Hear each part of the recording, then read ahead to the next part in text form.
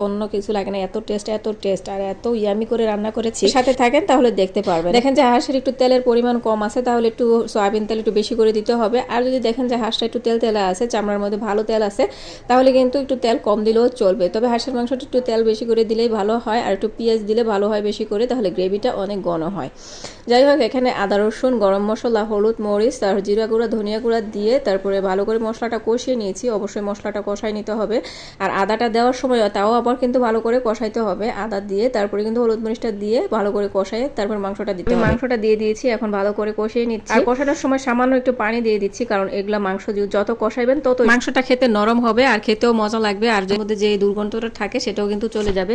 এরকম ভালো করে কষাইতে হবে, অবশ্যই ভালো করে কষিয়ে একজন তেল উঠে যাবে তখন পর্যন্ত কষাইতে হবে। আর অবশ্যই খেয়াল করতে হবে যেন মশলা আর মাংস কোনোভাবে লেগে না যায়। এগুলো লেগে গেলে কিন্তু আপনার মাংসের স্বাদ সম্পূর্ণ নষ্ট হয়ে যাবে।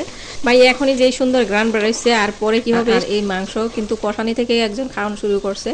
এত টেস্টি আর এত সুগ্রান বেরোচ্ছে বাড়িতে, জাস্ট হাঁসের মাংসের সুগ্রানের সারা বাড়ি মোমো করতেছে। আর এখন আমার কষানি শেষ হয়ে গেছে, একটু ঝোল দিয়ে দিচ্ছি। ঝোলটাও কিন্তু বেশি পরিমাণে দেই নাই, আমি মাখা এর চেয়ে আরেকটু বেশি দিয়েছি। এটা ভালো করে কষিয়েছি, কষানি কিন্তু আমার সিদ্ধ হয়ে গেছে 90%।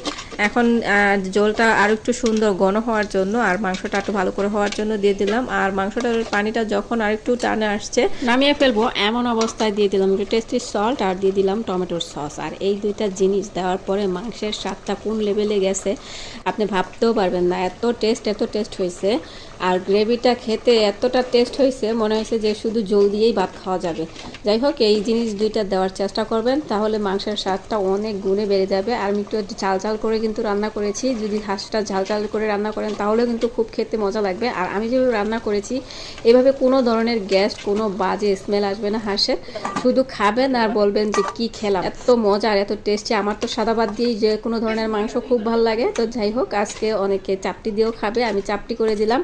আর 300 বিড়ি কিন্তু চাপটি দিয়েই খায়, আর কি পরিমাণ টাকা যে যায় সেটা তো যারা খায় তারাই জানে। আমি খেয়েছি, আমিও বাস খেয়েছি। যাই হোক, আর খাবো না কখনো, এবার বাড়িতেই বানিয়ে খাবো। যাই হোক, ভিডিওটা কেমন লাগলো অবশ্যই জানাতে ভুলবেন না। আসসালামু আলাইকুম, আল্লাহ হাফেজ।